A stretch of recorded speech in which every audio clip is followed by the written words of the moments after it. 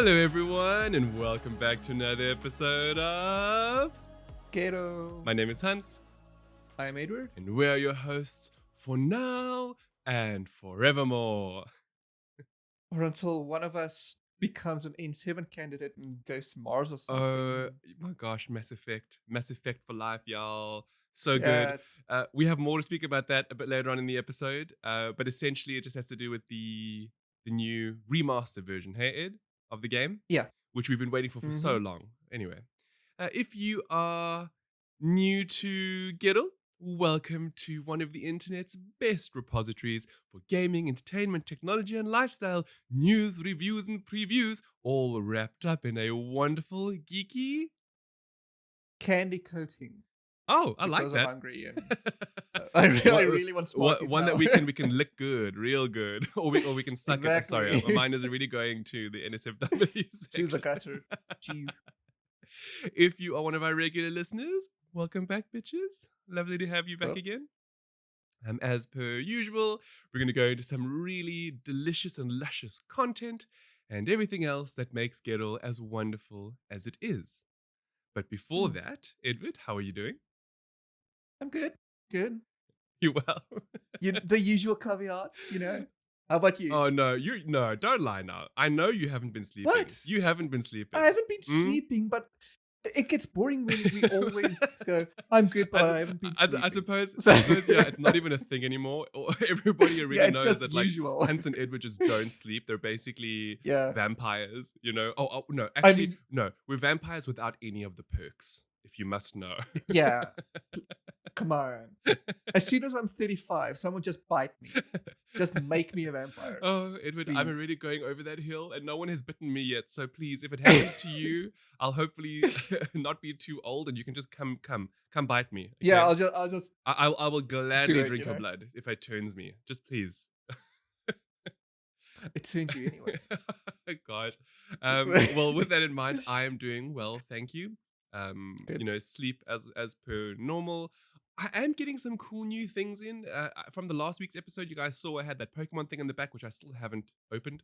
But we'll get to that at hopefully a future episode.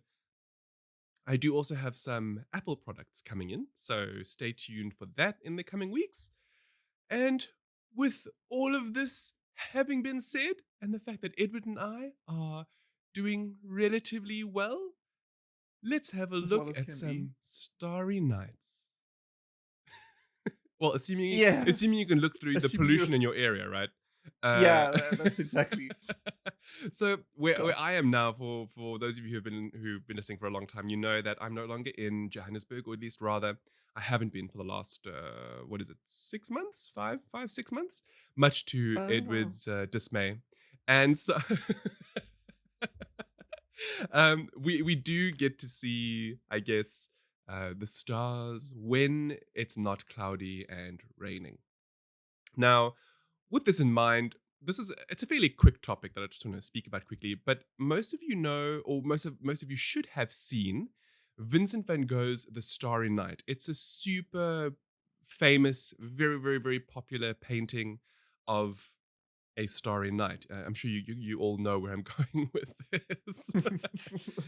Now, why I'm in particular speaking about this is because the actual painting is obviously in a museum. I stand to be corrected, but I think it's in MoMA in New York City, the Museum of Modern Art.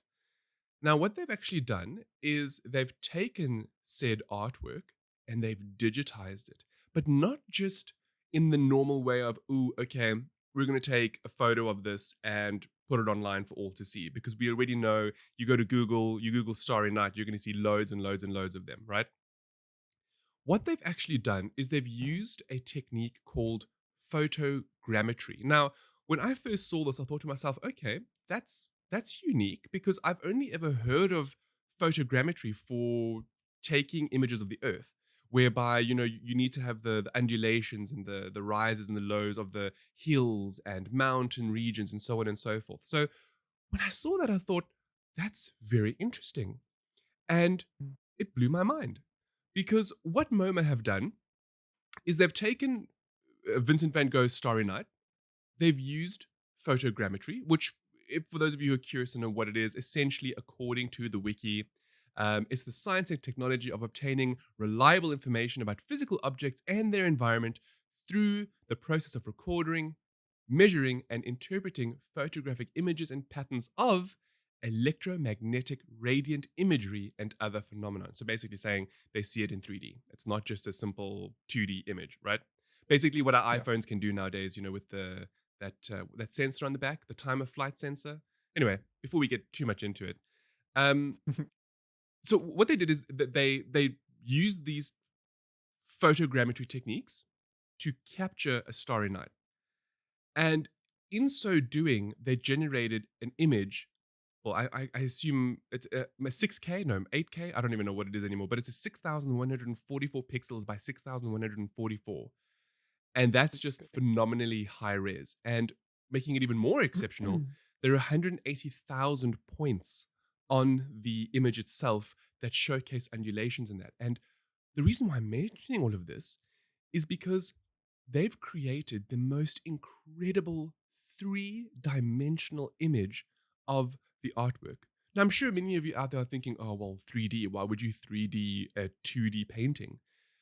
The reason for this is because painting is inherently 3-dimensional. It's very different to doing something digital on your computer. That is 2D unless you choose to make it 3D. But even then, if you were to print it, for example, it would still be 2D. Now, paintings of old, when you layer paint, every layer ends up being a new dimension. So this photogrammetry technique has given a starry night, it's made it come to life. That's what I'm getting at. And I wish I could show you all, for those who are watching, and for our listeners, to try and describe it. It's just the most incredible thing to see this painting in 3D, because it even works in browsers and like your iPad or your iPhone. And you can actually zoom in to the most minuscule level and actually see the individual brush strokes. It blew my mind, and I didn't even think I was going to be speaking that much about it in this episode. It is actually phenomenal. I was going to say, they also made it available in VR. This Which one, is the same phenomenal. thing. Yes, Oh. you can view it in VR. And this opens the entire topic of one day we'll have holograms, and it will be right there. But what's even better about this is you can see it's oil paint. Yes. So you can see the thick brush strokes that's been hardened over time over it, and it stands out, and it's so good. It looks very, that was very the thing that struck out to me the most. You know how I mentioned photogrammetry is used for the Earth, right? So Yeah, if you zoom in close enough, you can actually see the layers. It's like mountains of oil paint. It's so good. Yeah, it's beautiful. It's so intricate. It's almost like it's like a fingerprint. Well, I mean, I suppose. Pretty much, I guess, yeah. Yeah, so well, that's that. We will obviously link to it as we normally do for our show notes. So do go have a look. Tell us what you think. As Edward was saying, this could be for the future. 3D. I mean, imagine being at home and physically manipulating these priceless works of art, which are now on your wall or displayed off your table. I think it's just amazing. Sorry, I'm checking the camera for the video feed because I'm not sure if I'm in focus or not, and I really hope that I am. No, you are. At least to me, you are in focus. So. Anyway, that could have been considered a spoiler. Hey, Edward. Ooh. Now. For those of you who've been listening for a very long time, you will know that we often speak about spoilers, or rather, we avoid speaking about spoilers. Now, the reason for this is because, the time-old adage is that spoilers ruin content. Like if you know that something's going to happen, you might feel that getting to that point would be somewhat worthless. Kind of like, oh, why should I bother because I already know. Exactly. Is that how you feel? Yeah, that's exactly how I feel. I hate spoilers. Look, it's interesting because for a while, or for a period of time, I kind of felt similarly.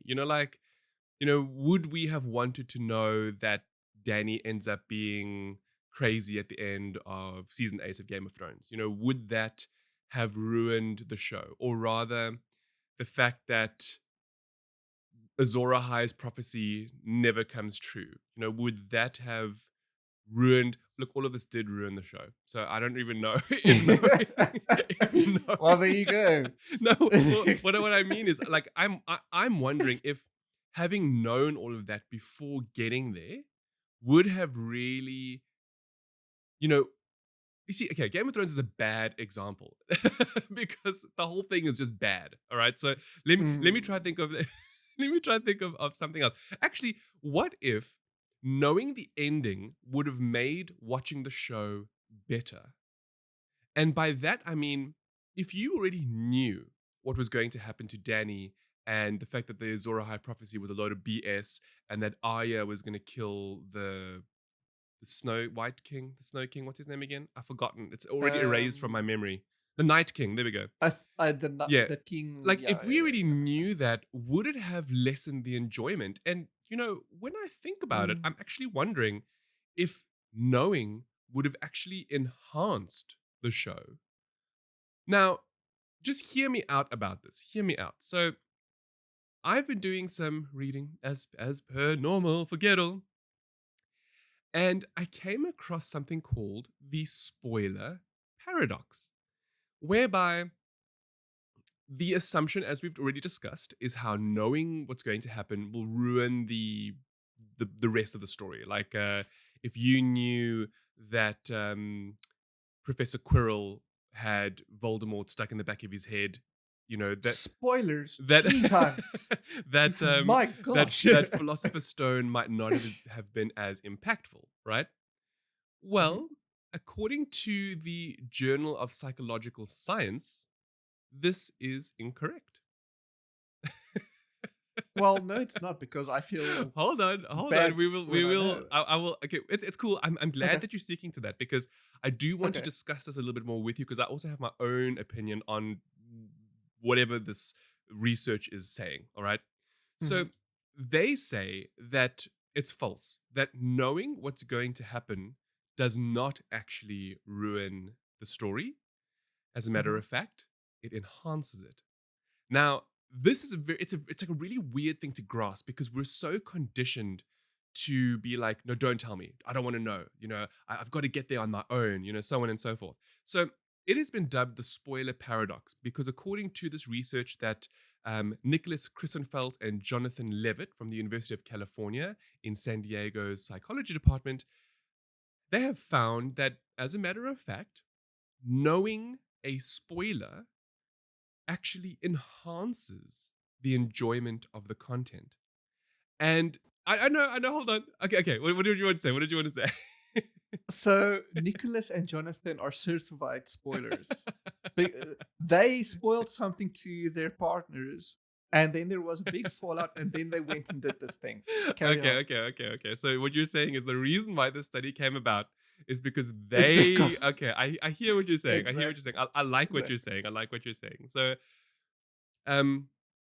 what they did is obviously they did this. They did the research. Okay, so they have the science to back why this doesn't happen. And what they did is they essentially took, I think it was 12 short stories and then they split it up, into different groups where they would spoil the plot of like 4 of the books through like I think it was a text at the beginning, and then they'd spoil another one through a blurb, and then the other 4 they wouldn't spoil at all. And they gave it to a whole lot of respondents, and they made them read through these texts, those with spoilers and those without spoilers. And then they obviously asked them about, did you enjoy the story or didn't you? Like, how did it go? And as it so happens, the research proved that the participants enjoyed the spoiled novels or the spoiled stories far more than they did those that were not spoiled. Now, this is interesting because apparently this it all relates to us as humans and how we've evolved over the years. And it's something called theory of mind, whereby technically in our DNA, well, I say it like that, but technically as humanity as a species, we have this ability to tell stories. That's how we've been going throughout history. I mean, that technically history is a story. We keep telling that story forward and through to different generations and so on and so forth. So it's inherently in us to talk about stories. And if you think about that perspective, how, you know, even stories from like a really long time ago, like if we think about the Trojan Horse, right? Hmm. We all know the story. How the people went into the horse and then they broke through the wall, blah blah blah. But like it doesn't take away from the enjoyment of the story as a whole, if that makes sense. Yeah, Um, I get that. so you get what I'm getting at with this, right? So what they essentially are saying is that the most incredible of stories will always have permanence and will always be enjoyed, regardless of whether or not you know the outcome. And this is now Yeah. therefore called the spoiler paradox. However, Hmm. however, something that they didn't really seem to showcase was if this is the same for different kinds of media. Now, I bring this up because reading a book is very different to watching a movie or a TV series. All right? Yep. In this sense, when you're reading a book, um, you, in my opinion, are activating more parts of your mind because you have to activate the visual centers and maybe even voice centers in your brain because everything that Hmm. you're reading, your mind is producing. You're watching it unfold in your mind's eye. Whereas Yep. if you watch something like a film or movie or TV series, you are just watching it. Yes, there is perhaps a certain cerebral element to it whereby you may be thinking about like how this character is thinking, but you don't have that insight because you can't Hmm. read what that character is thinking. You have to visually watch it. Hmm. And I mention this because I somewhat feel that in modern society, the spoilers we often speak about are more attuned to visual media. So therefore, it it stands to reason that it would be different. Like if they had done this study with visual media, let's say let people watch seasons of a show, and for certain people in the group, they would tell them, okay, they'd be like, okay, at the end of Sixth Sense, the movie, the little boy is seeing dead people. Like, would Yeah. that have influenced their enjoyment if they already knew that from the beginning versus getting to that amazing twist at the end? Because truth be told, that's one of those films where if you know the ending, it ruins the twist surprise. All right? Or or Ah, rather, yeah. tell people about the Red Wedding in the middle of season 3 of Game of Thrones. That's different than saying, "Oh, Danny gets crazy at the end of Game of Thrones." You Yes, know? yes, yes, yes, yes. Exactly, exactly. Hmm. Now, I am in two thoughts about this because according to the research, they say that knowing the spoilers means that your mind no longer needs to work on processing how it all comes together to get to that moment. And you therefore enjoy the form of media that you're reading or watching more because your mind can now relax. I know it's a very Hmm. strange thing to say, but this is what the research has proven. And Makes sense. and so yes, the more I thought about it, the more I realized, what if we knew that the final season of Lost was about purgatory? Now, Yeah, limbo. I'm limbo. I mentioned this because for years before Lost ended, and this was long before the boom of the internet. The internet was just starting out, or well, at least in South Africa. I remember there being like one or two forum groups, like very very minuscule compared to today. Reddit didn't exist, right? And people would talk about the theories behind Lost. And there were newspaper articles and magazines discussing it and so on and so forth. And a lot of the times there was this thought of, are they in purgatory? Is this what it's all leading up to? And if you haven't seen the end of the show, I'm going to speak about it now. It's been like decades. It's an excellent show. And I don't, now in retrospect, given not just this research, but if I really think about it, I do feel that knowing the end actually would enhance the show. And I say Hmm. this because knowing what the characters go through, knowing where they eventually end up, like now that I've actually, we've seen it all, I could now actually watch the show and enjoy the little telltale signs that I never would have seen before had I not known the ending. You see? See, I get that. I'd fully get that. I think it depends on how it's done. Like what you're saying now, knowing the end and you can enjoy the tidbits. I tend to do that with games and movies and series whenever I have watched them already. Like let's say 24, for instance. Yes, yes. I annually go back to 24. I annually go back to Breaking Bad. Why? Because those are good shows. And they are good because originally I enjoyed them and I enjoyed seeing the twist and turn. Now I enjoy them for seeing all these hints. So I think this spoiler paradox goes both ways, and it doesn't discredit the fact that we hate spoilers. So I hear you. So basically what we're saying is do with this information what you will. And if you are a spoiler bitch, you could use this to get out of a bad situation. Although please don't yeah, don't be that kind of person though. now you have armor, okay, in your arguments. I'll still argue with you. You know, like it's really very interesting to me because the Harry Potter's and I do think there's a lot of truth to this. Like I think about Harry Potter, right? You Mhm. can say what you want about J.K. Rowling. That woman wrote the most exceptional series of books, and I feel Yeah, that their relevance shouldn't be discounted because of who she is as a person today. of course. Mhm. Um, with that in mind, if you've finished reading the books, all of them, and you actually go back and reread the series, you will find so many things you never, ever, ever would have seen without knowing the full context.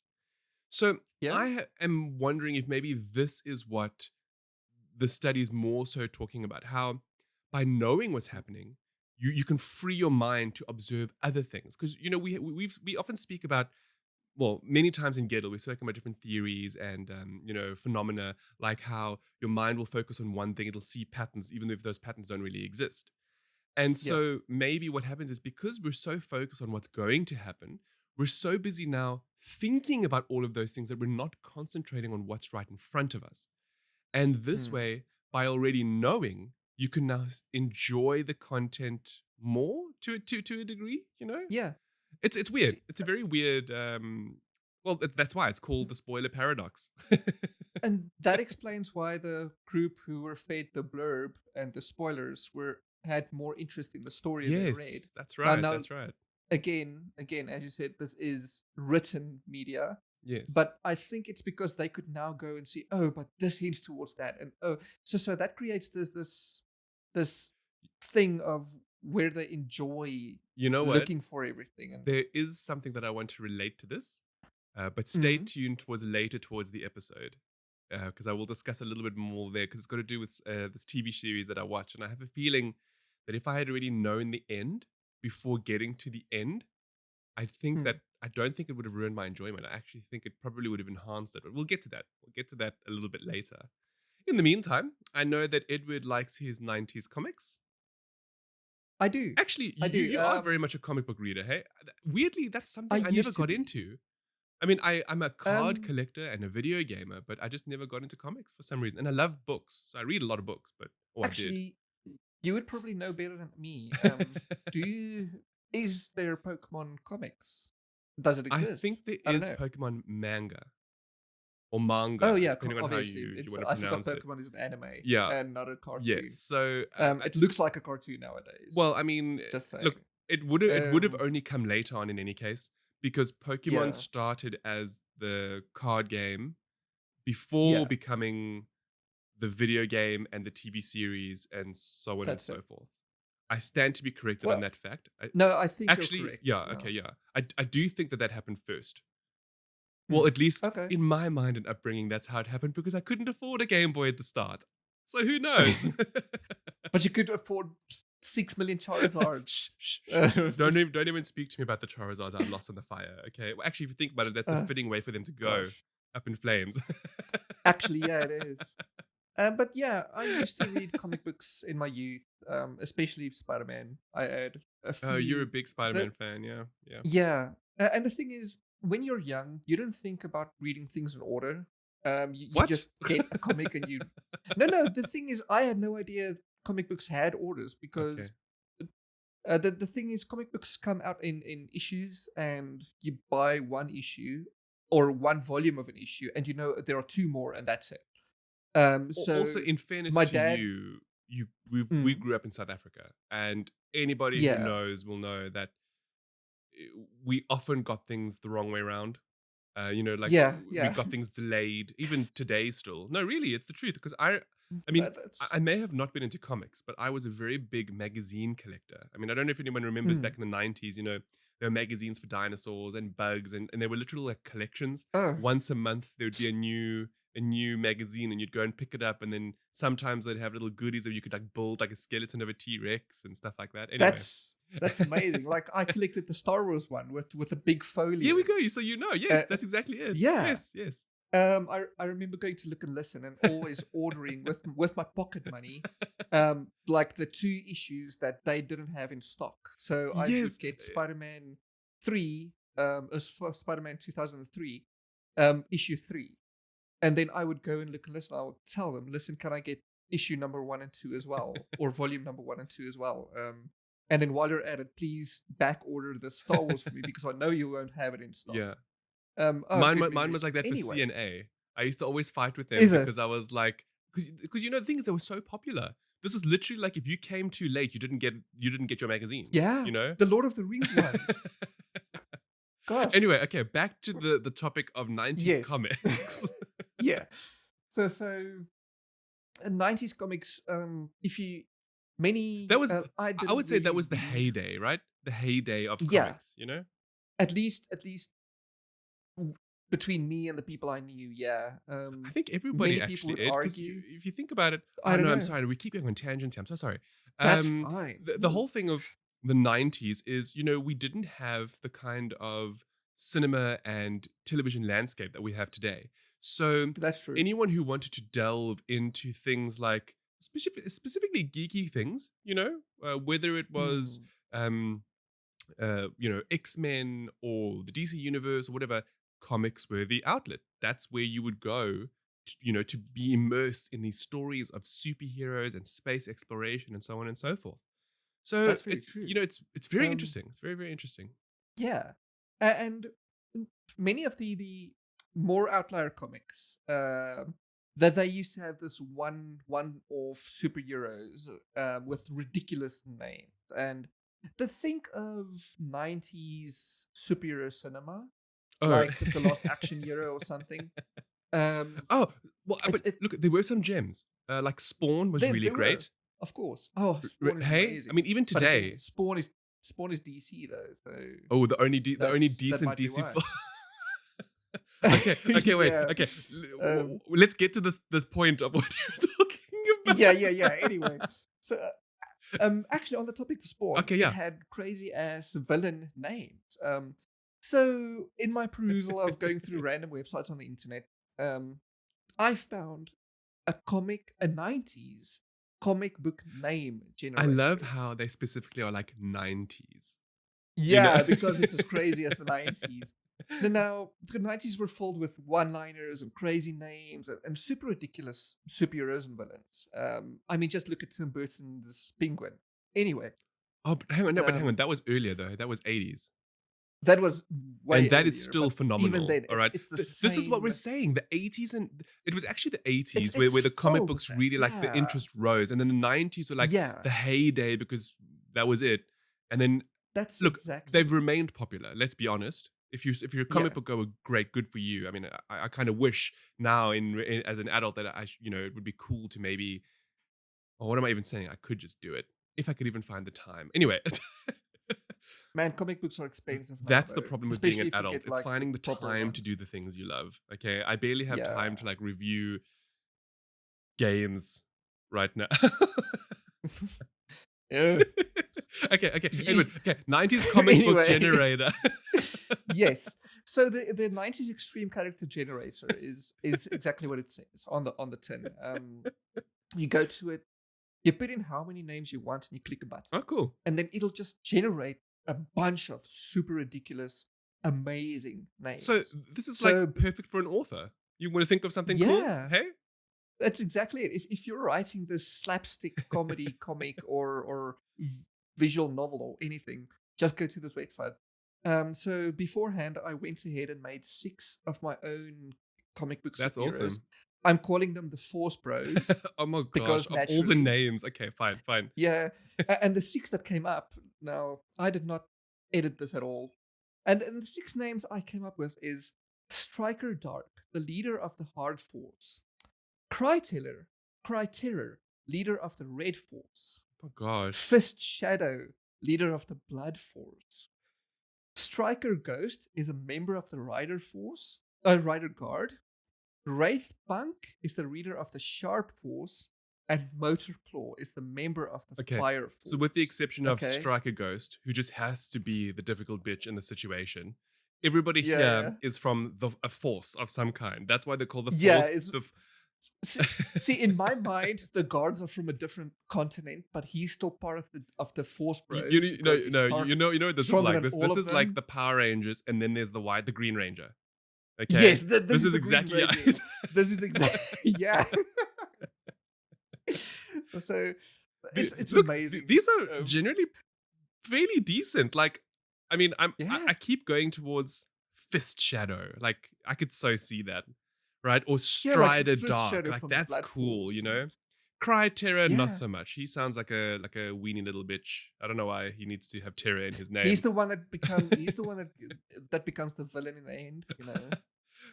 Oh, that's right. So Striker Ghost has a redemption arc, and he goes from being a god to the Force. Yeah. See, there you go. It's so good. It's just names. Obviously, all of this backstory we were. Oh, you know what what you should call it? You should call it Force Guard. I know that sounds Force Guard. The Force Guard, and the reason why is because the Guardians have some kind of prophecy that prophesizes this thing, but what they little do they know is that Cry Terror is the real god, and and Striker Ghost was taken as a child, and anyway, let's yeah. I just found that super interesting. I thought you would enjoy it. Listen, I dig it. I really dig it. I think that's super cool. Yeah. Look, more so from the context of if you were writing a story and you needed some inspiration, because honestly speaking, thinking of names can be quite difficult. So this is Striker goes for the win. Yeah, and it gives you the fact that they add commas with like designations gives you all the backstory you'll ever need. That's awesome. Yeah. Anyway. Yeah. And yeah, it's almost like they were real, right, Hans? Oh yes, I see here that you've something about ultimate photorealism in GTA nogal. Tell me more.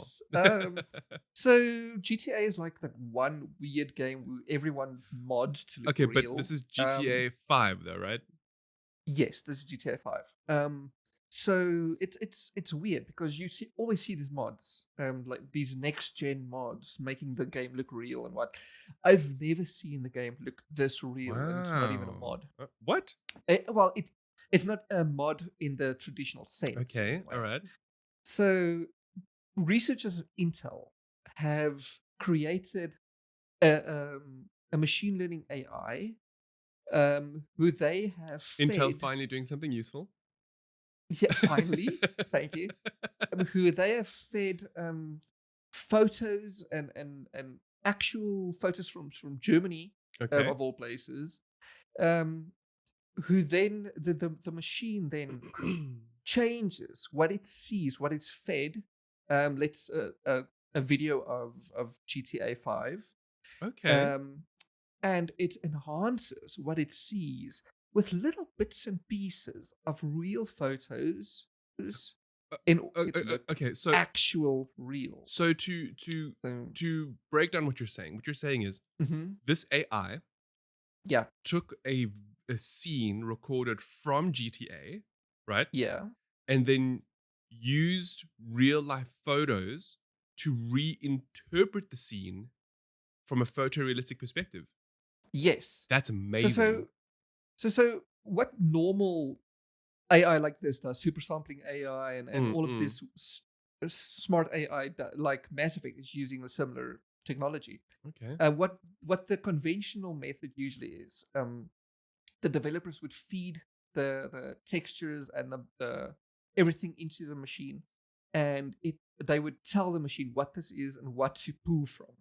Now, what makes the Intel one so innovative is the fact that it literally knows what it's looking at. It knows it's seeing trees, and then it's looking at the trees from the photos it got from Germany, and then it says, okay, that tree looks similar to this tree. I'm gonna superimpose it on.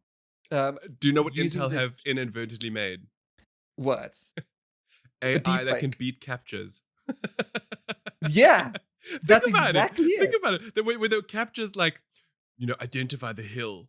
Well, this AI literally can because it's now taking real That's its photos. job.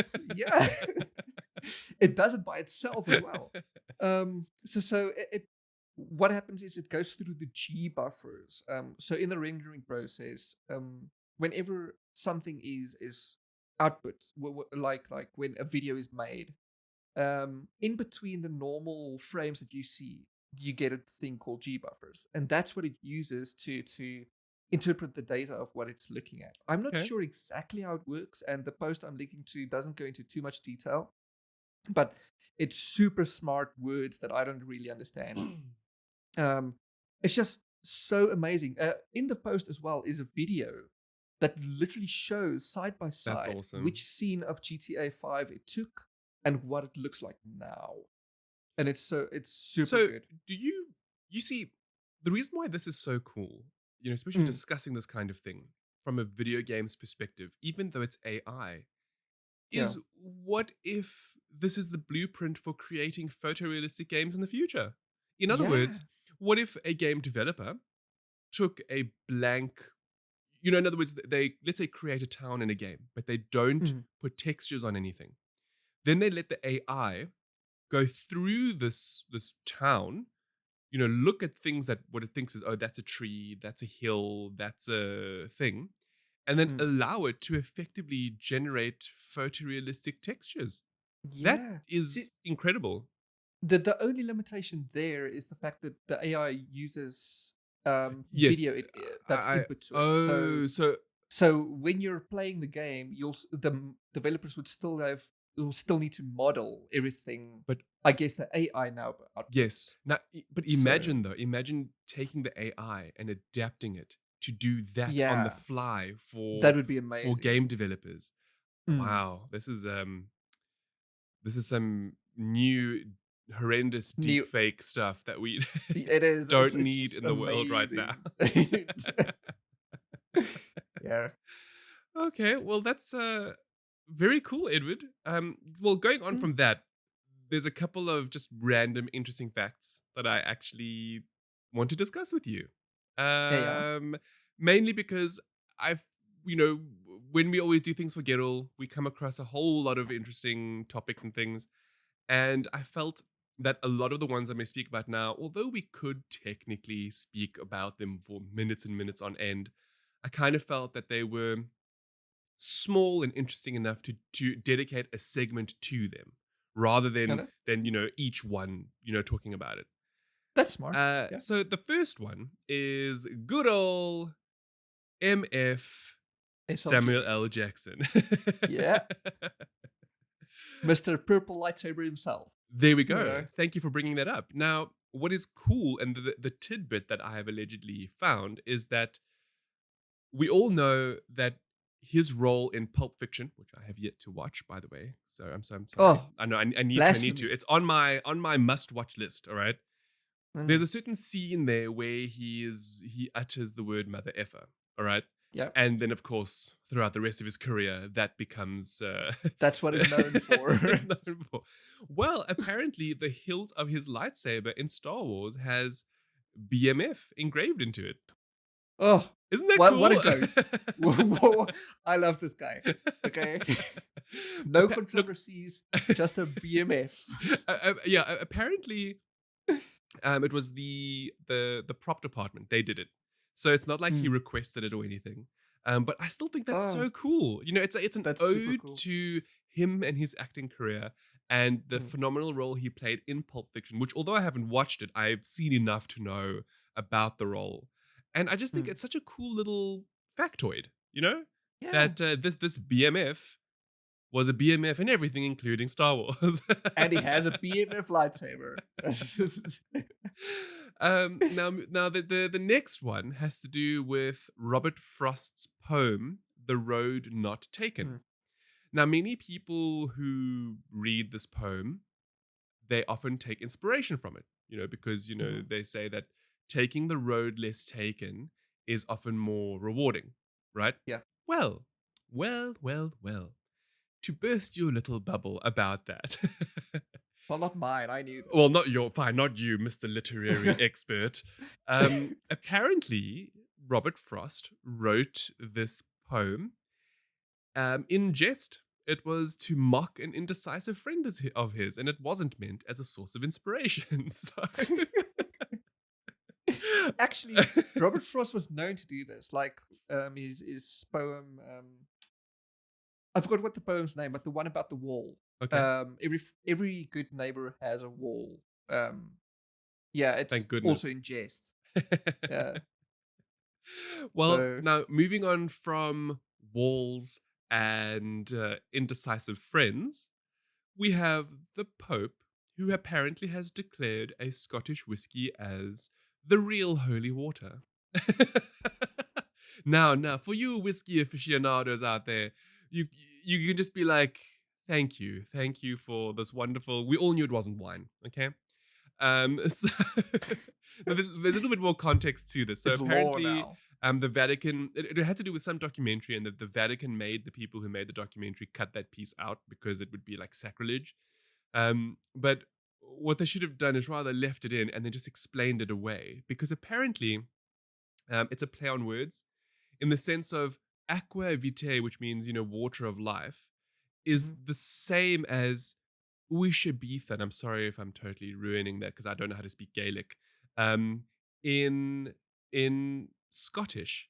And Asia Beta, or however you want to say it, was anglicized to the word whiskey. So the Pope was saying it in like he's a clever, funny, intelligent man. He was just Yeah, having a bit of fun, by saying the original, the real holy water, because he that's dope. knew that it was that the Gaelic words for holy water were transcribed into whiskey through the English language. That's cool. Do you know which pope it was? The current Oh, it was one. Pope Francis. Yeah. Yeah. Yeah, it was Pope Wow. He's Jeez. said a He's lot a of cool man, yeah. though, to be fair. He's a little bit more modern, right? Let's go with Yeah, that. Let's much go more with modern. that. Mm. As you can tell, the topics we're talking about now, like they're easy just quick off the cusp. They're not really Mhm. ones that we're going to delve into. So the next one has to do with the electric car, Ed. When do Mhm. you think, and for those of one of you wonderful people who are listening, when do you think the original electric car was actually created? Well, I thought it was the Lotus, but I guess it's more earlier than that. Well, I mean, you'd think, what, the 80s at the earliest, right? No, 90s? not even then. Like the 90s, maybe. Well, guess what? It was Much earlier. 1899, bitches. Okay. So weirdly enough, the actual first recorded electric vehicle to reach over 100 kilometers an hour, and understand that is a phenomenal achievement even by today's standards, happened in 1899. And it was by an individual called Camille Genazzi, and he designed the car himself Okay. in the late 1800s, and he labeled it La Jamais Contente, which means never satisfied. And it reached a speed of 105.88 kilometers an hour on the 29th of April, 1899. It is the first recorded vehicle in history, even before the petrol powered vehicles, to reach over 100 kilometers an hour. I'm just gonna say it does not look safe. It looks like a bullet. Well, Wow. that's not the point. The whole point is, how is it that we've had electric vehicles for more than 100 years and we're only now able to use them on a larger grand scale? And you know what it is? It'd be the oil industry, yeah? The Yep, oil industry. Okay? those I petrol mean, that and the conglomerates. fact that also technology at the time didn't allow for batteries to really, have. I mean, even today, if your bloody iPhone can't even last a day, now you want to expect a car from 1899 to get you where you need to go. Listen, uh, that went to 105. You could get somewhere with that. Look, there's obviously more to it than that. So, one of Yeah. the other aspects is that how that far back in the past, they didn't have electricity as prevalent as it is today. Well, unless you're in South Africa. Anyway, and so, gas at the time was more prevalent. That's why I personally think that gas cars took over versus, pushing more stock into the electricity of the time. Of course, that's just a random theory that I'm now, just thinking about. But who knows? Who knows? All I know is that it's been around for a very long time, and only now, years and years and years later, are we finally at a point where electric cars can be the norm. Hey? If only. Also, just adding Jeez. to this, I read something else, but I didn't write it in here, is that I actually saw that there's a process to turn plastics back into oil. I didn't even know that was possible. And then there's That's conspiracy cool. theories about how the oil industry has been killing all of those companies. But anyway, we'll maybe talk about that in Well, a later yeah. episode. That's not even a conspiracy theory. I I just bet think, that's I'm real. just like, that would be so phenomenal if we could actually have that today, because we have such a surplus of plastics that are destroying the Yeah. environment. So if we could just turn that back into oil, I mean, why not? Then we can use the You know? oil. Anyway, Yeah. look, apparently the process needs to take place in a vacuum and it uses oxygen in order to convert it back. But who knows? Maybe it's an inefficient process. Maybe it takes more power than necessary. I don't know. I don't know the specifics. I'm just throwing it out there for you, our wonderful That's listeners, cool. to think about. Hmm.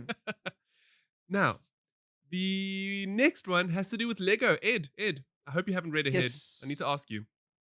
Hmm. We all know Lego is strong. Anyone who has stood on Lego Yes. without shoes on will know the strength of Lego. Now, Yes.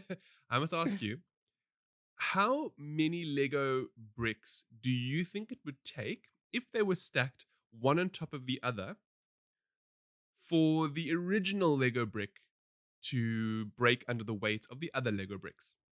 I don't know. Just give a random guess at Well, a well, figure. I've seen a Actually, for car all of you who are listening, I'd drive love for you over to a also Lego, think about this. Just how many Lego bricks do you think? Okay, so a car drove over and did destroy it? and that car was about I don't know. It's a 2-ton car. I don't know what And the does Lego made it out Rev unscathed, weigh, right? and the Lego was half smooshed, but it was still usable. So it would be more than 2 tons, I guess. And that's a lot of Well, Legos. remember, don't think of weight, just think of number of Lego bricks. Well, it should be weight, right? Well, I mean, technically, Even yes. So, like, if you had to take one Lego brick and measure it at like 0.20 grams, it's not even that, zero yeah, point 0.2 it's a grams or ton whatever. of And then, Legos. I mean, look, I don't know. I didn't do the math. I'm just saying that.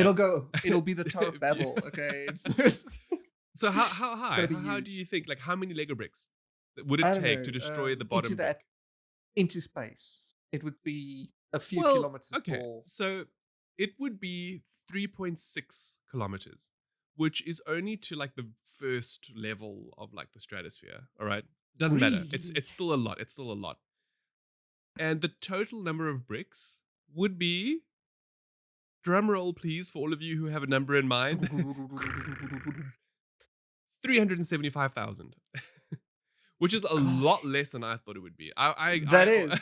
I was like millions, Uh, millions of Lego bricks. that's what I thought as well. Like, It's still, I wow. mean, so there we go, y'all. If anybody ever want, if some useless little factoid, that's what we should have called these. So- Yeah. This will win. This will win you games in the trivia. Okay, whenever you go to the bar again after the COVID, oh, can you imagine you like a can great? win games It's a with great this. pickup line. Just imagine going to someone and be like, "So, I know how many Lego bricks it takes to break the first one in. Can you guess?" And she's just Sup, gonna be like, girl? "Get away from me!" Sup, girl? Are you a tower of Legos because you're breaking my heart? Oh my gosh, Edwin, no, please. The next one is just a fun one, and it has to do with domain names. So, as everybody knows, domain names are super important for companies. You know, recently there was one. Oh, it's just evaded my mind. I think it was uh, one of the companies. I think it was one of the Google companies or something like that, where they lost their domain and Google couldn't buy it back in time. Anyway, it doesn't matter. Essentially, the fact is that Apple registered iPhone.org almost a decade before debuting the original iPhone. Now, Yeah. that's very interesting because it obviously meant that they were already thinking about possibly branching into that, scope of things. I mean, a phone of all things from this PC-centric company. Hmm. But I just thought it was interesting, 10 years before the first iPhone debuted. Now, of course, it is worth mentioning that this is standard practice for very big companies. They will go and register hundreds and hundreds of domains that they probably will never even use, including things for products that may never come to fruition. Hmm. And so, um, like one of them is BlackBerry. We all know BlackBerry. The company, if you might not know, was Research in Motion, and they eventually registered the .job domain and therefore got rim.job. Well, if it works, okay, many people are going there, so that I Uh, guess. I, I mean, I mean, I c- no one was yeah, expecting them it's to do just a anything name. with that, you know. But Yeah. with rim jobs on the mind, NSFW. Yeah, so I have another fact for you guys. Did you know, Hans, May Yes. is International Masturbation Month? May, the month of May. The month of May. Um, That's a bit of an so ill-timed month, given that it's also Mother's Day is in this month. I think it would make sense then, Well, wouldn't because it? of all the MILFs in your area. Yeah, right? Um, that's what the blogs Isn't Women's Day say also anyway. in May? I'm sure it is. Yeah, it International was Women's just, Day. Oh my gosh, yeah. you can just tell this a man did this. I don't know. No one says it was a man or a woman. It was a sex shop, though. So Oh, then all again, the then way again, back. I do apologize because now I'm being stereotypical because we all know that women love masturbating too. So let me not stereotype it. Yes, Okay, yes, yes. yes. It's not Hans, just men that do jeez. this, okay? Um, Woe is me. Slap me, baby. oh, daddy. Okay, so all the way back in 19 Voetsak, Oh, 1995. 1995. Were you even alive? Were you even in this world, Edward? Yes, I was in this world at this time. In fact, my sister was just born. Oh, okay. Um, so yeah. Um, I love the on name of this. 7 Okay, May yes. 1997, a sex shop in San Francisco called Good Love, Vibrations love, love, love. started the movement in honor of a Surgeon General called Jocelyn Elders. Now, what made Jocelyn Elders so special was the fact that she was fired by President Bill Clinton himself for suggesting that masturbation be a part of the sex education curriculum Hold for on, hold on. teens. Now, Billy C, who got his nod sucked off, decided yep, that he didn't want to yeah, have masturbation as part of sex ed. yes. Can you say Now, hypocrite? well, we Okay. don't know if he had Mrs. Five Fingers down there at Listen, all. I Maybe it was just guaranteed it was some, you know. going on, there were more jobs going on than just, the presidential. And so Oh my he goodness. fired this woman, this poor leading lady at some hospital for suggesting this, and it's so crazy. It also goes to show you how bad it was back then, how closed-minded Yeah, people that's were. exactly it. That's exactly it.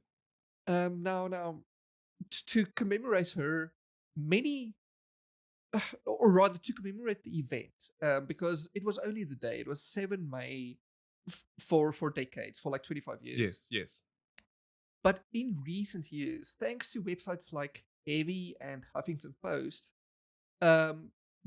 it's been known more and more as the month of masturbation, I like more so this. than I like for the this. day. Yeah, I like this. And yeah, and today it's literally known as International Masturbation Month. It's not known by many, but it's a cool fact. And I found this awesome when I got an email from Jerkmates Oh, to what is yeah, what is Jerkmate? it's a cam girl website. Oh, of course, I, Edward is of subscribed to it. Of course. course. No, I'm not subscribed to it. I just got the email. Mm, So yeah, mm. You know what? You know what I love just about saying. this, and it goes exactly Mm, to what I was saying earlier. How I use a stereotype to be like, "Oh, a man made this." It's not. It was mm. actually the Surgeon General, Jocelyn Elders. Thank you, ma'am. You've done us Yeah. all a great service. This is absolutely fantastic. I do believe that we do our part on Giddle to inform, and so I love the fact that this is the month of masturbation. And Yes. I know we've spoken about in the past how good it is for you. And yeah, everybody should do it at least once a day.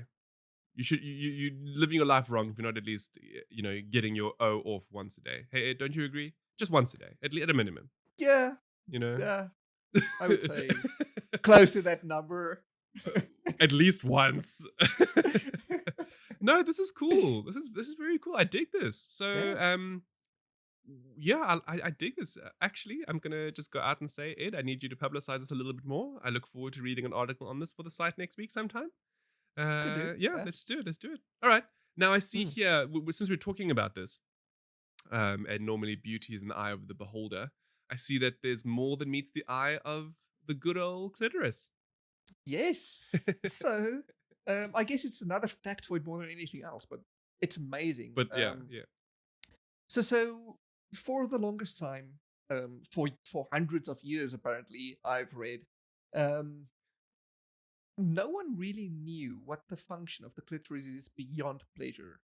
Now, even today, it's not cemented in fact. It's not written You mean it's anywhere. debated? Yes. Turns out that it may actually have more use beyond just pleasure. Well, I mean, Um, I kind of like to think so, because you would think I know, so, but I but mean, like it's like saying the head of the penis has no use other than pleasure. Well, I suppose. yeah, like it. I guess so. Yeah, it's literally like saying that. What else is it? What else is it actually? that's and that's exactly the question people have been asking about the clitoris, mind you. Now, Mm. a sex scientist. Now, I say this in air quotes because I've never heard of the term before. Oh no, they exist And very much. and an Very much. independent investigator based in Sheffield, known as Roy Levin. Yeah. He's conducted 15. He's conducted a review of 15 scientific journals written between 1966 and 2017 Wow. to really go Wow. into what it means to have a clitoris and what that does for your body. Most of these journals, mind you, always conclude on the fact that no, the clitoris seems to only be there for pleasure, because there's no hard evidence. Oh Thank you. gosh. Um, Badumpt. Now, in this review, he has concluded that no, it seems like people are wrong, and it might have more. It might actually be there for sexual reproduction and fertilization reasons. Okay. Now, you might think that no, that doesn't sound right, but No, I think he it's he interesting. explains Yeah. that, for instance, by elongating the vagina. Now, what happens when some women? I'm not sure if it's all women, but when they get aroused, the clitoris essentially buds It in, pops I up. guess, It is like pops up. Yeah. yeah, Yeah. Yeah. and that elongates the vagina. And by elongating the vagina, the clitoris moves the cervix and allows the passage of the sperm to enter more easily and further down the wow. body. And that makes sense. Have you ever tried to squeeze something out and you had to Well, instead of squeezing, no, you you just see, open it well, up? this is what I was You know? immediately in my mind. I was thinking about, because we've spoken about sexual assault a lot as well, and Yes. how important it is that if when you have a partner, to take the time to both get into it, because the body does wonderful Mm. things in terms of opening areas that should be opened in a Yes. kind manner, okay, Mm. for enjoyment. And Yeah. so this actually makes a lot of sense. Yeah, it does. It So just makes sense. so immediately I'm also going towards better clitoral stimulation and orgasms could lead to the possibility of better or easier chances of falling pregnant. I would Hey? say so. And that's exactly what Mr. Levin is saying. Wow. He also says that the clitoris seems to now it's emphasized that it seems to help with blood flow, lubrication, and it changes the pH values during arousal. Oh, that's good Um, because that's very good. Very, very good. yeah, no, because obviously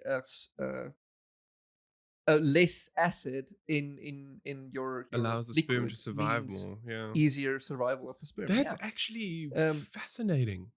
It is super fascinating. Now, it must be emphasized that this is just an hypothesis based on a review of 15 studies. But Mm. it does open up the field to more studies of this nature. I am surprised that no one's done more studies about Yes, this yes, yes. anyway. Um, yeah, I found this good to This know, and is I thought all our readers and listeners and viewers would like to know as well. this is fantastic, Um, Edward. I think yeah, this is eye-opening, because it is, I know right? I know I used the glands of the male penis just now, which really doesn't seem to serve any other purpose other than pleasure. Yes. So I like how you say that as well. Like, oh, right? it was like that realization of you are as Hmm. basic as you think you are. Yep.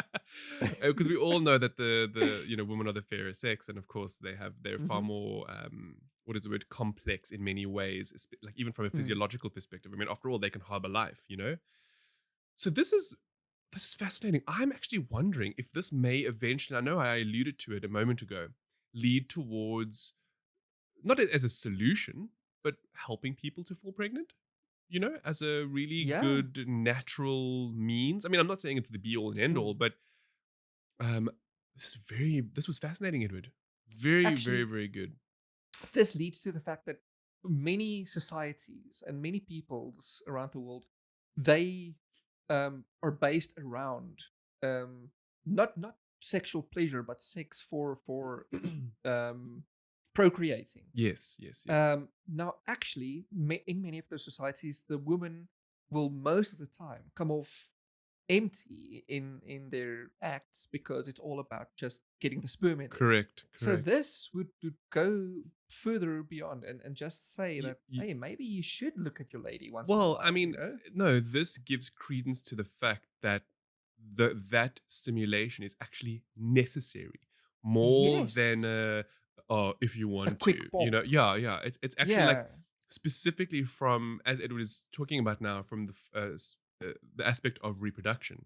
But then again, of course, at the Yeah. same time, you just want to be extra pleasured. Of course. Ain't Yeah. nobody gonna judge you. No, no, no. Of course not. So yeah, there we go. And that's the end of NSFW. Ed, that was great. Yes, I thoroughly enjoyed it that. was. But you know what I want to speak about now? What? The legacy that Some Jupiter shit. leaves behind. Oh, okay. That's only average shit. Yes. All right. Just going into some reviews. And no real previews because we don't do that anymore. Yep. I recently watched Jupiter's Legacy on Mhm. Netflix.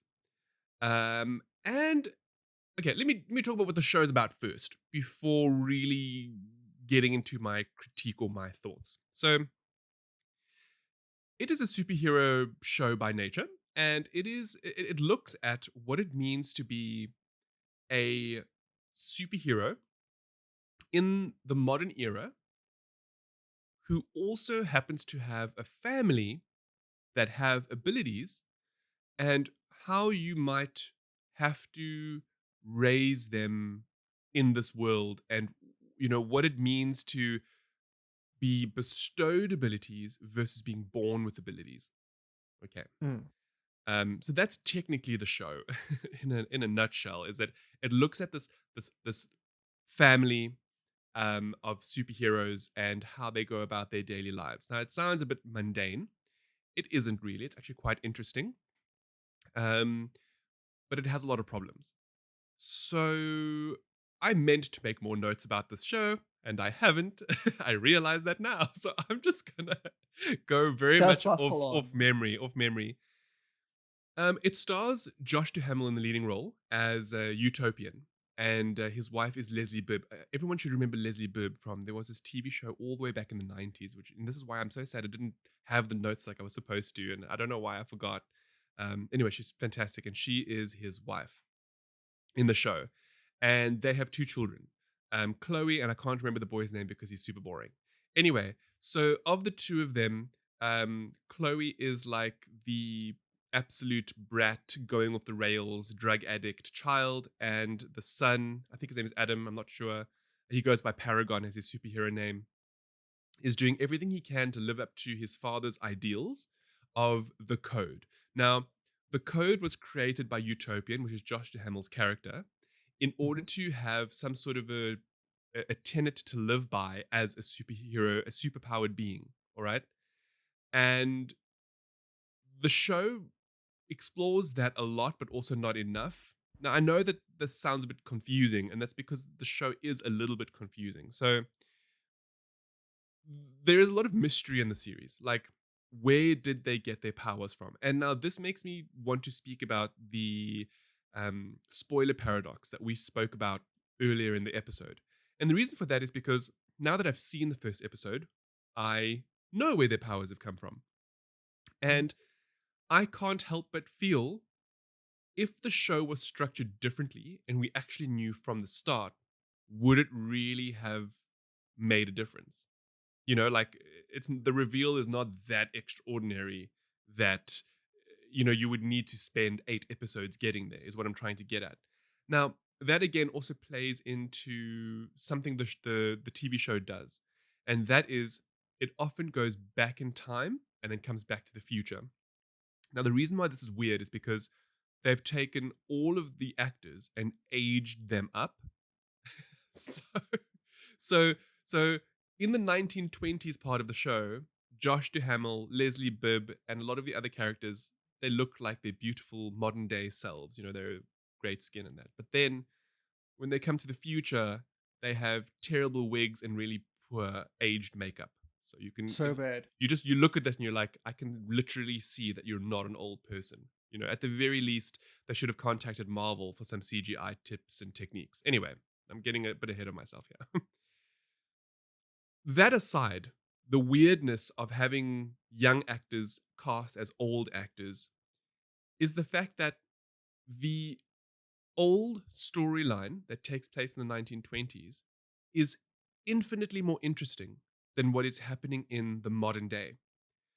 And I actually discussed this with Edward earlier this week about how I almost believe that the show should have taken a traditional, method of storytelling and started off with how these people became heroes versus interspersing that story within a modern timeline.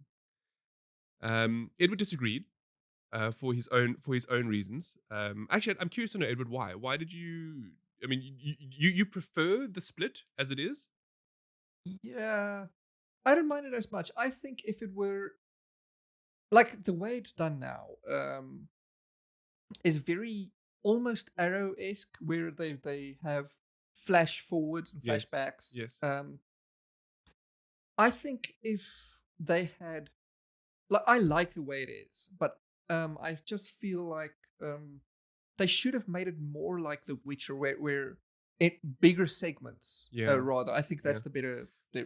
It should have been bigger segments to explain more, because nothing is explained except for what you're seeing, This and it's so short, you see, and that's the that issue. that I think is the biggest issue, is that, Mm, so the crux of the show is about looking at this, looking at what it means, as I mentioned before, looking at what it means to be a superhero in modern day times, and whether or not mm, your ideals of old are still valid. So the show does a good job of looking at the superhero group, because there are a few of them, and mm, how Josh Duhamel being the leader, or as Utopian with his code about no killing, and how supervillains are popping up left, right, and center and are actually killing the heroes. And because heroes are living by this code of do no harm and always find another solution, they're actually dying out. And so mm, the public is getting upset about that and actually wants the heroes to do more to, you know, curb the killings. And the heroes, the younger generation of heroes, are getting frustrated because they don't believe this old code is relevant anymore. Now, this is something that I wanted to discuss with you, regardless of how we're actually discussing the show. And I want to know, in your opinion, do you agree with that? I mean, what is your stance on? Imagine you were bestowed superhuman abilities, like think Superman powers, because that's basically what Josh Duhamel has in the show. You know, would you want to have some sort of a code as well, or would you just willy nilly go out there and do whatever you think is best? See, I personally, and I know we spoke about this earlier this week as well. I wouldn't mind. Well, the code I think is just a farce. That's something you do for the public. It's very much a boys thing, I guess. But with that said, the boys handles it far better Oh yeah, than of Jupiter's course, of Legacy. course. Anyway, But by that I mean it's a PR thing. yeah. To make you look good.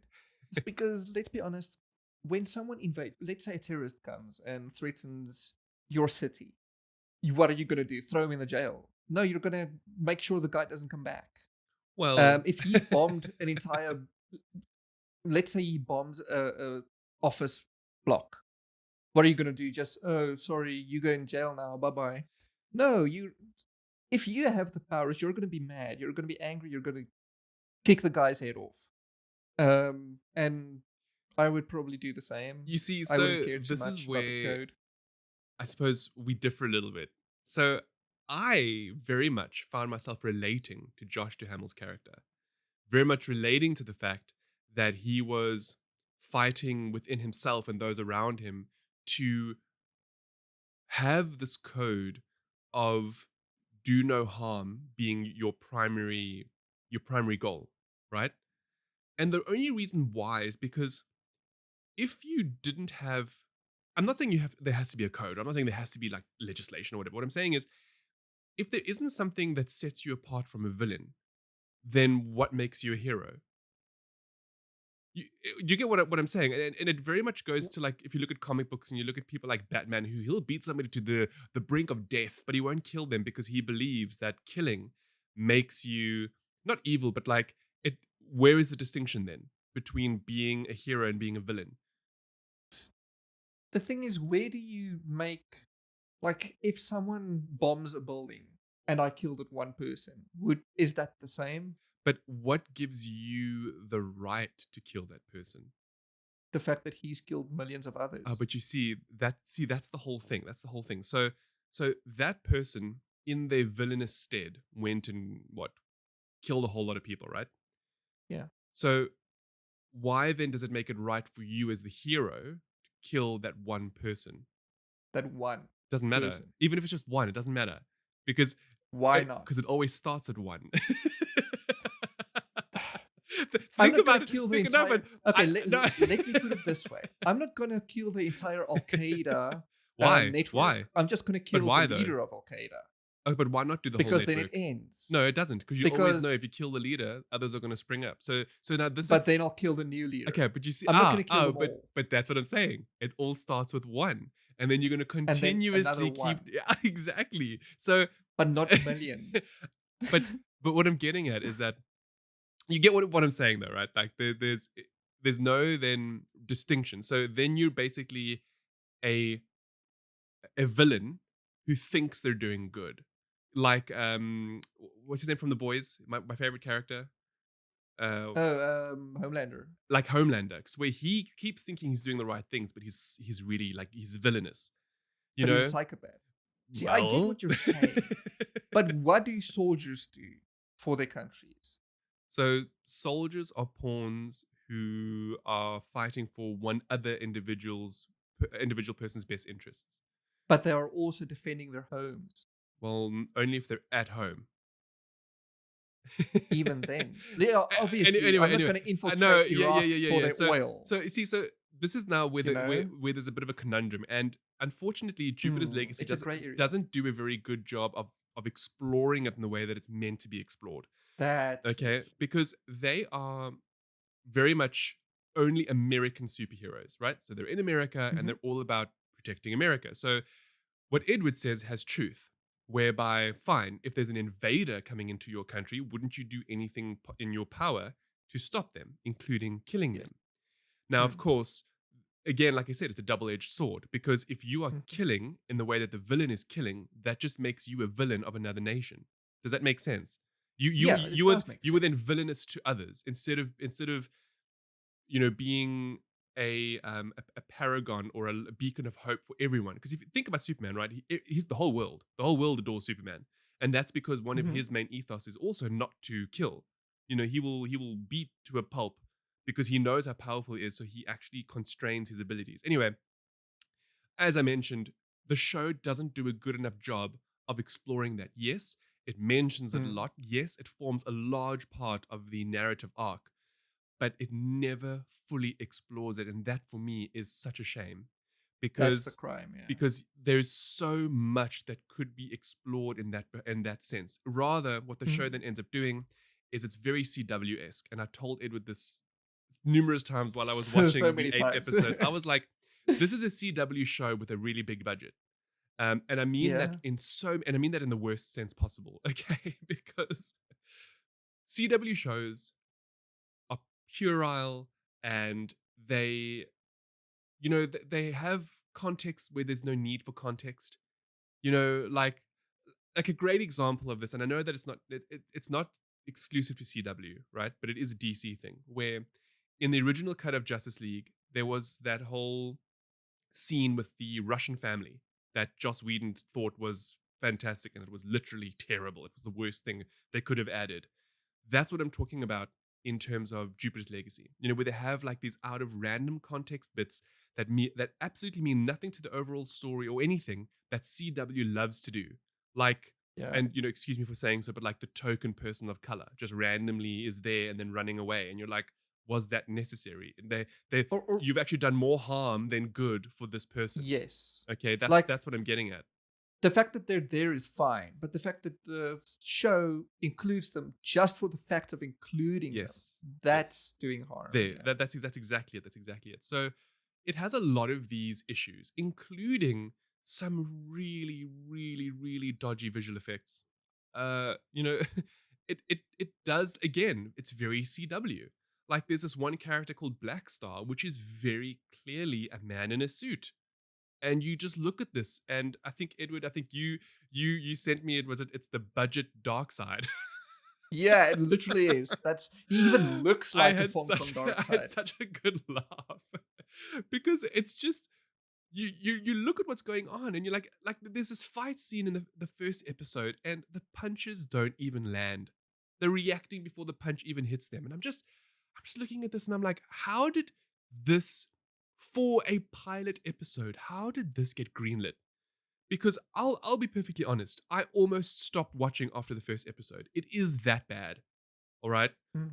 However, I pushed through, I watched all 8, and I'm glad that I did, because there is a wonderful story in the show, right? How it explores what happened to these characters, you know, the interspersion of 1920s characters versus the modern characters does work quite well for the show, despite the fact that I do believe the show would have been better focusing only on the 1920s with like a surprise twist at the end that they're heroes happening. Anyway, Mm. it is what it is. And then, of course, there are a lot of tropes which also like detract from what could be a really interesting and progressive story about superheroes. Like how the son feels like he can never meet his father's standards, and how the daughter, and maybe this is my old age speaking, how like I related more to the parents than I did to these snotty ass children, but like Actually, yes. the but like the daughter is just this spoiled ass brat. And me watching this, Oh, she's a I'm mess. just watching this and I'm thinking to myself, how can you be so like, we all dream of having abilities and powers. That's what many of us wish we could have. Here is somebody who was born with them and she just doesn't want, you know? Now, again, that brings up a really great topic of discussion, which again is not explored enough in the show. You know, they bring up tidbits of what it means to be born superpowered versus getting Hmm. superpowers at a later stage because you obviously wanted them. And, you know, when you look at that, you can be like, okay, I can understand now where she's coming from. You know, how she was thrust into this life of being a superhero, but she never wanted to be a superhero. So therefore, she's been boxed as a superhero despite the fact that she doesn't want to be. Does that make sense? Yep. But again, the show doesn't do a good enough job of exploring it. Okay, so See, it's very much a soapy thing.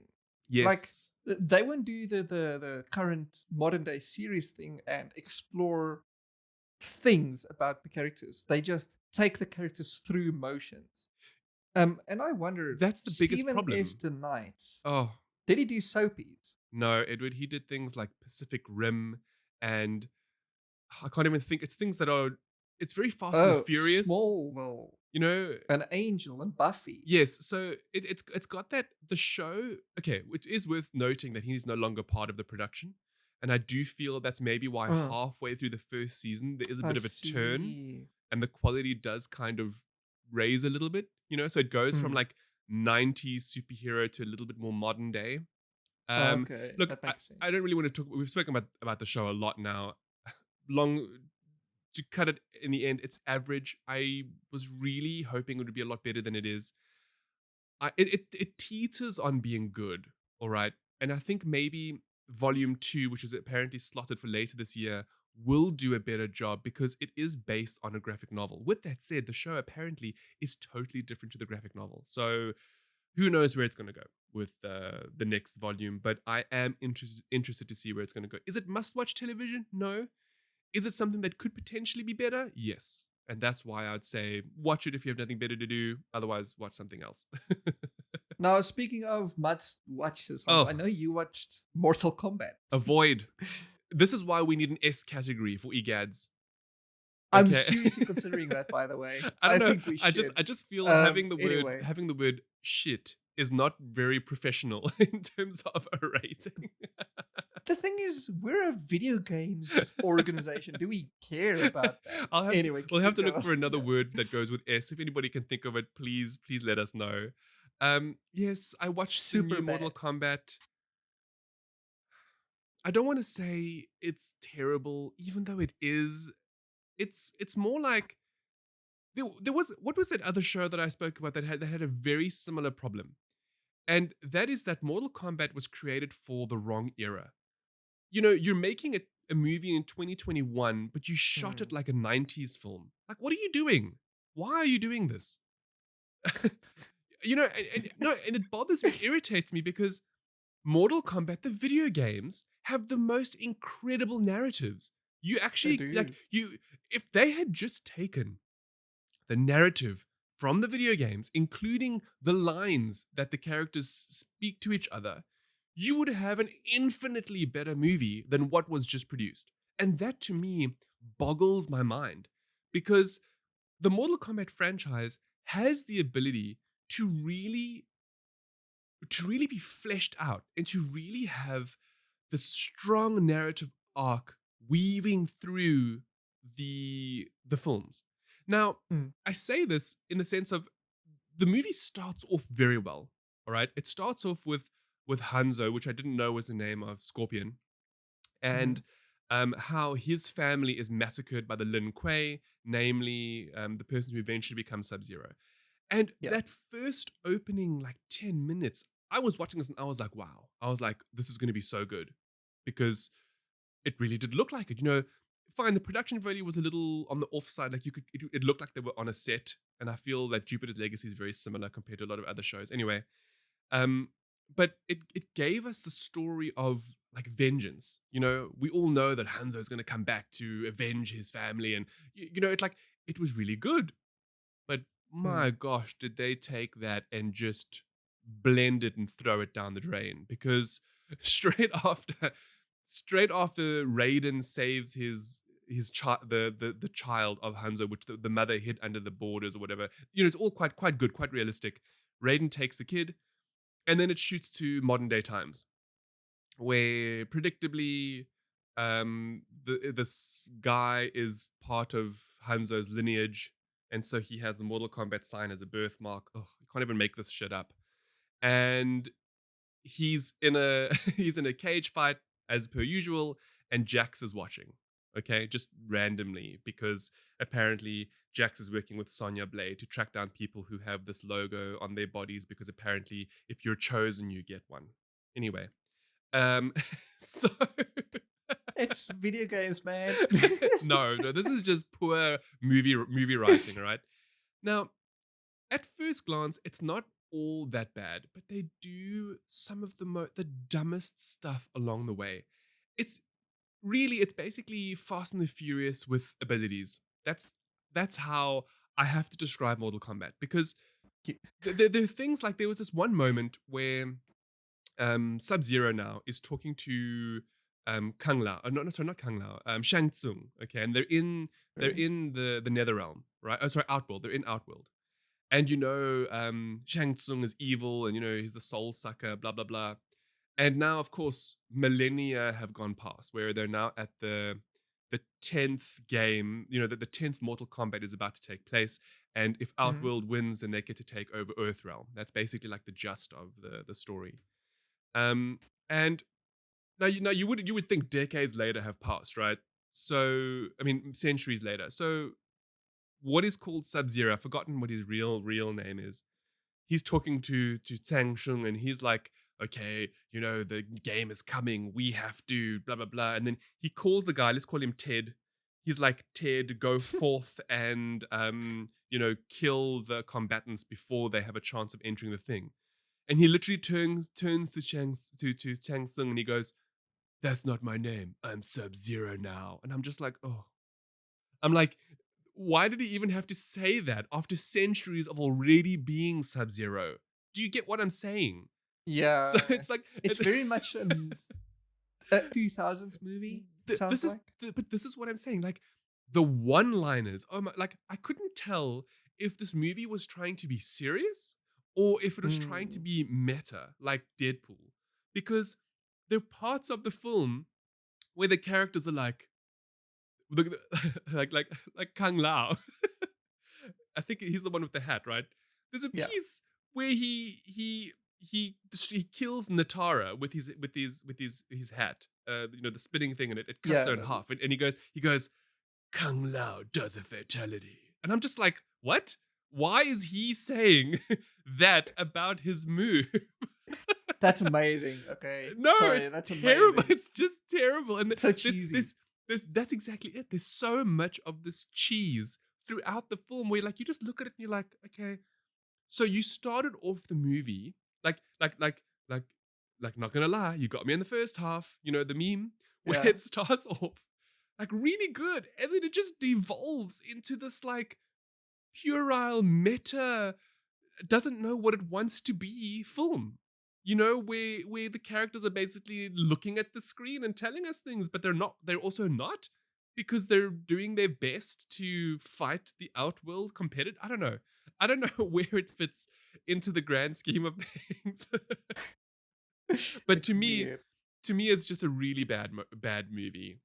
Mm. Like honestly, like one of the characters, Kano, who's Australian in the film, is just so he's hilarious because he's just so out of place. Yeah. So he's purposefully abrasive, and it's obvious that he switches sides, and but he has some of the most amazing lines. I must be honest, in the film compared to everybody else. But no, honestly, yeah, it's funny. The fact that I would say that Kano has the best lines, despite him being one of the worst characters in the movie, it says a lot about Mm. about what Mortal Kombat is about. Anyway, Yeah. in my Yeah. personal opinion, avoid unless you really have nothing better to do. And if you have it on, nobody will blame you for swiping through TikTok until you find the odd, funny statement. Okay. Okay. Actually, my advice is avoid the movie, go and play the video game. You're better off spending 2 or 3 hours going through that narrative than you are spending 2 hours watching this HBO rubbish. Yeah. That's my personal take. And it has very good narrative, so Yes, it really yeah. does. This is again, it boggles the mind. And what else boggles the mind? A new game that I reviewed called Flowing Lights. Hans has reviewed a game, and the crowd Shh, goes shh. wild. Oh. I always review stuff. I just don't always write about it. Okay. And speak Um, about it. yeah, and speak about it. So this one's a very quick one. It's Flowing Lights. It's from an indie developer Looks amazing. called G Faunger, Yeah, which sounds very weird, but it's actually the word fun interspersed within the letters of the word game. So fun game. Uh, yeah. Anyway, you have to look at the logo to really understand it. It's very cool. It's a Space Invaders like title where you are this stingray like ship, and it's up to you to go through levels destroying aliens. It's mm. very simplistic, but by golly, is it addictive? Uh, uh, it, yeah. it looks like Thumper meets Space Invaders. Actually, that's Mm. a pretty decent mashup, with the exception of where Thumper has phenomenal music Yeah. that you have to beat towards.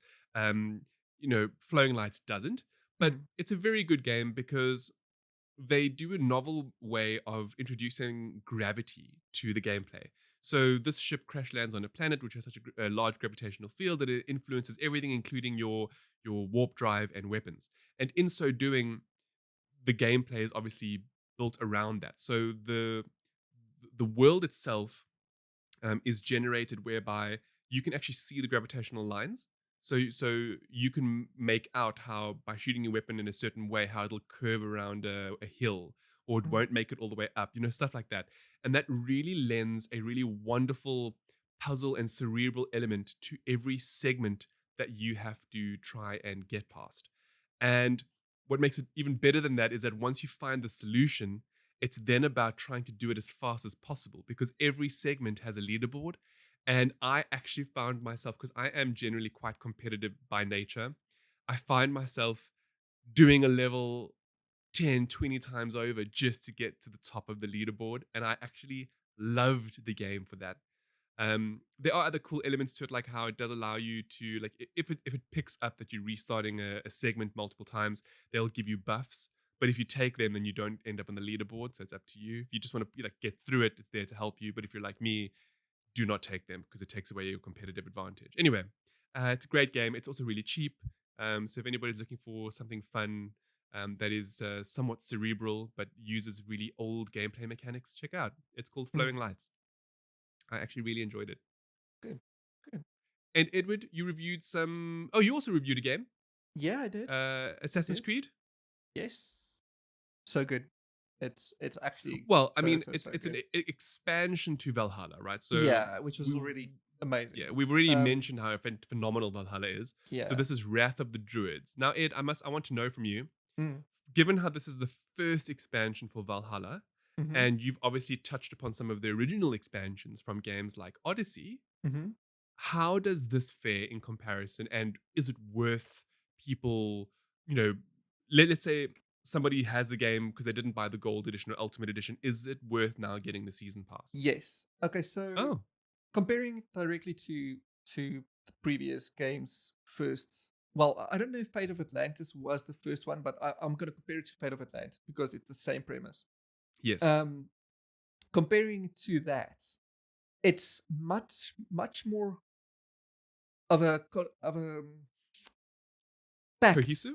Oh, okay. cohesive, I guess. It's much more concise compared to Fate of Atlantis, but it's the same size, if that makes sense. So the Oh, story I know what is you're saying. It's tighter. It's not as wishy-washy. yes, Oh. yes. So Fate of Atlantis took you everywhere. It was a long waffle. It was a bit of a grind as well. Whereas Hmm. Wrath of the Druids is literally just you can speed through the campaign if you really want to. It's that concise. Now, in total, it's about 15 hours. I've heard people play it in 10. I'm sure you can play it in less. It's meant to be played midway through the game. It's not an end game expansion at all. Oh, Um, that's yeah, cool. which makes it a bit more accessible as well. It jumps in at about after the first act of the main base campaign, and it's so good. It really, really is good. It's just more Valhalla. But it Um, also adds what are those? The new faction? the Children of Danu, it's the Here we druids. go. Here It we it go. it, it adds them or And what are Dane. they I'm not like? sure. Are they good? Good. it's a breath of fresh air, I would say. See, because like I know, so I haven't played enough of Valhalla, Mm, admittedly, as much as I mhm, would have liked to have played. I don't know, for whatever reason, like although I finished both Origins and Odyssey, mm, I don't know, I just haven't been pulled into Valhalla yet. I think it's because I was so into Cyberpunk at the time. maybe. Anyway, so you say that it's good and it takes you to Ireland this time, right? Yes. And Um, it's well worth playing, and it's not end game, which I think is quite nice. So you can yeah, really just take it on at any time, really. pretty much. It's rated at power level 55. So that it's about You the see, moment you finish the first I area. like this because I stand to be corrected, but I think Atlantis you were meant to finish Odyssey Oh, of before course. embarking on Yes. Atlantis because Yes. the way the narrative flows, like that was 100% end game content. Yeah, So I think it's Atlantis. cool that they've added something that's not end game specific. Exactly. The thing is, Atlantis even the events of Atlantis ties directly into the beginning of Valhalla. Yeah, correct. Yeah, What happens to Layla and all of yeah, that. yeah, If you haven't played Atlantis, you'll have a big gap in knowing what's going on. yeah. So so there's that. Um, Guilty. at least for the Layla stuff, which isn't a lot, but Yeah, which it is is not there. really that. Yeah. The Children of Dana is excellent. After playing 30, 50, 40, 50 hours of Valhalla, you'll be so used to fighting against pagans, Danes, and Englishmen that the Druids are a huge breath of fresh air. And they have the usual enemy tiers as well, but they have bosses. Obviously, all of them have bosses, but they feel markedly different and enough Yeah, yeah. so to make them feel unique. Um, and That's awesome. then, yeah, I will say it does introduce a few weird gameplay stuff I didn't like as much, like the Yes, message like that. posts. Yeah, we go. That's it. And Now, then there was also that other thing, right? That you build like a the ring um forts. yeah. Yeah, so ring forts, I would say, is the more enjoyable new addition than the two. Essentially, what happens is you raid the ring fort, or you clear it, you take it over, and then it becomes a trade post. For you to even now, I can't tell you what the big reason for trading is in this game. I'm sure you can But it's there. unlock a few gear. You can unlock new gear out of this, but that's it. That's the Yeah. only incentive I found of the anyway. It's there. That's okay because clearing ring forts is it's a step up from raiding the usual monastery or such. Yes, yes. Um, and then the message posts, which I called pigeon posts in my review because it's exactly the same thing of compared to Assassin's Creed Brotherhood, where you go Oh. to this box full of pigeons in Valhalla. It's just it's just messages, but you can hear the pigeons. You get a quest, essentially a fetch quest, and you could do that thing, and then you get favor from the Gaelic kings, Okay. and that's it. Oh. Again, I don't know what the point is really. I think it enhances your trade. Again, I Okay, don't know well, what I that mean, look, does. these two weird add-ons Yeah. aside, the Yes. narrative and the world So good.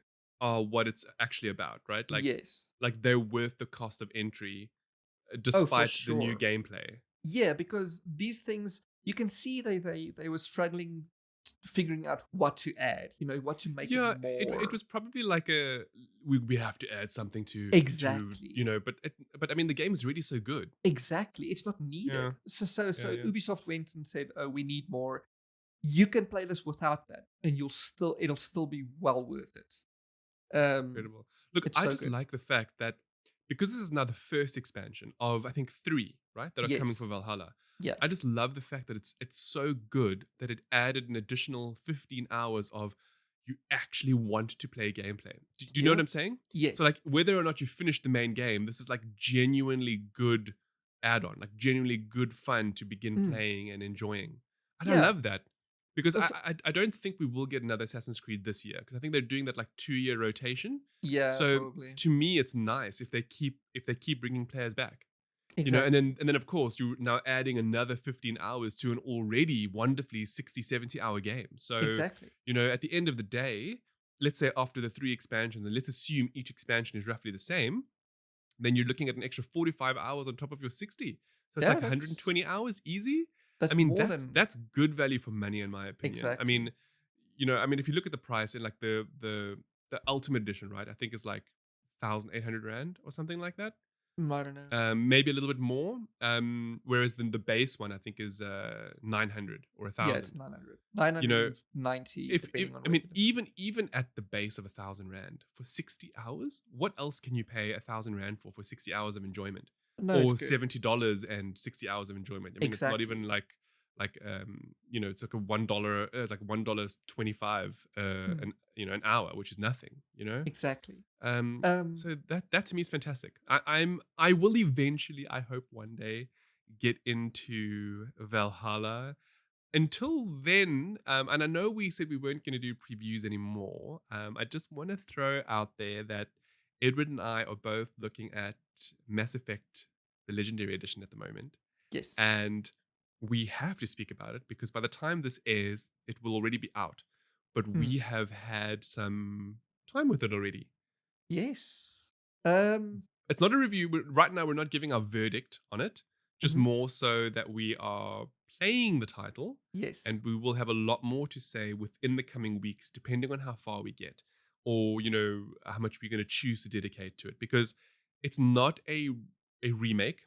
It Mhm. is just a Remaster. remaster, and there's It's so basically same game, just looking better. So it's literally just that. Edward and I have finished the 3 already many years in the or Edward more recently. So you get what we're saying. You get what we're saying. Yeah. I'm Um, also playing another game which I was going to possibly offer a review on today, but I've decided I want a little bit more time with it. it's good And that way. Edward Yeah. has also had a good look at some hardware, but we're gonna save those to next week. Yeah. because we gotta get y'all to keep coming back for more. Okay. If that's your thing. If that's your thing, Yeah. Edward. I mean, but come on. I mean, there's a. I have other things also that I'm going to be looking at that I'm going to speak about next week because I'm very much into the whole TV and movies thing right now. Mm, The last couple of weeks of Guild have seen a lot of TV and movie reviews from me. good. So Now, if now if with more only to your come. YouTube can see more of that, you Oh, know? don't even. I feel so bad for not having output another video.